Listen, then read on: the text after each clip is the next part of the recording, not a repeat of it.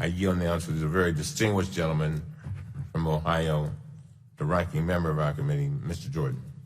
Thank you, Mr. Chairman. I, too, want to thank our witnesses for making the trek here and being willing to share their story. I was hoping today, though, we could have a discussion about real solutions that will make the lives of everyday Americans better, talk about the cost of health care, access to health care, coverage, pre-existing conditions.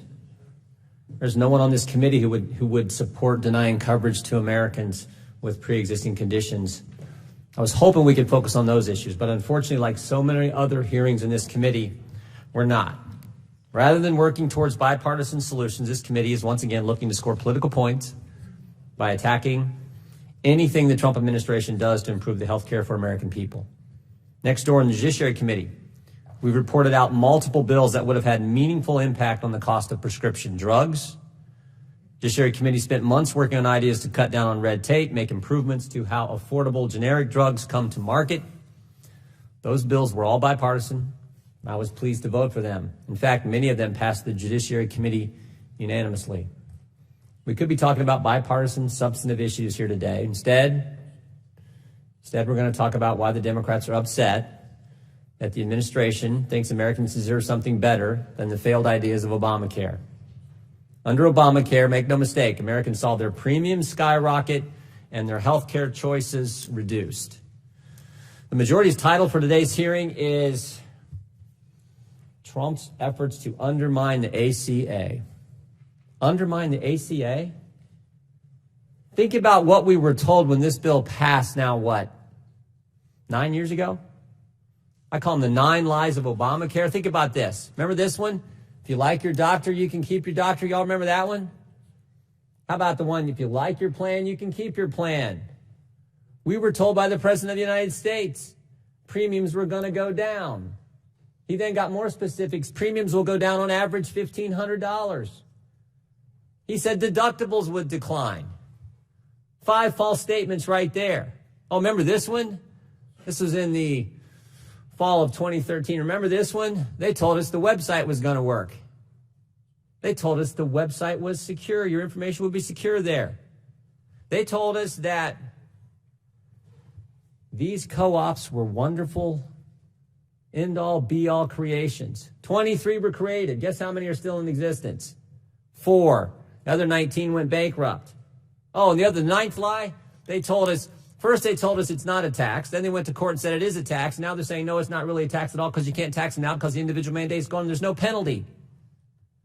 9 different lies we were told about Obamacare, and the hearing is titled, How Trump's Efforts to How Can You Undermine Something That's Already Failed?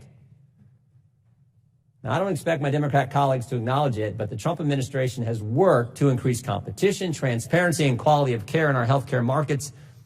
Increased competition, transparency, and quality of care are all goals we all should share. I don't know if there's anything the Trump administration could do, though, that would satisfy my colleagues on the other side of the aisle. The timing of this hearing is also particularly troubling. Just yesterday, the Fifth Circuit began oral arguments in a case that could invalidate Obamacare due to recent changes to the law. The administration chose not to defend Obamacare in this appeal. That decision is entirely consistent with similar actions taken by other administrations in the past for other laws. But here we are.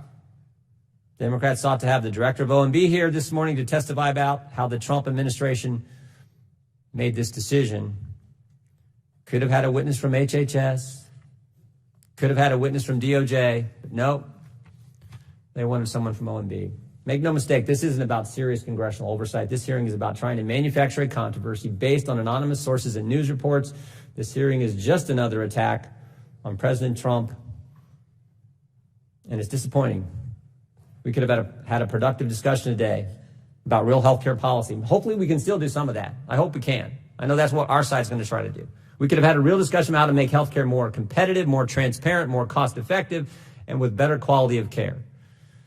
And I hope at some point this committee will stop its relentless political attacks on the administration and actually focus on something that makes a real difference in the lives of our constituents. Again, I want to thank our witnesses. Come in here and tell your story. But I think the country deserves something better than the lies we were told. Anyone remember the name Jonathan Gruber? Remember that name? New York Times called him the architect of the Affordable Care Act. And he's the guy who was caught on tapes a few years later. Remember calling us all stupid, calling Americans stupid for buying the lies that the Obama administration told us when they passed this thing? Again, it's not my words, it's Jonathan Gruber, the architect of Obamacare. But somehow the minority or the majority says that this is a hearing on efforts to undermine a law that was passed with so many false statements made about it. Mr. Chairman, I yield back. Thank you very much. Let me be clear to the witnesses.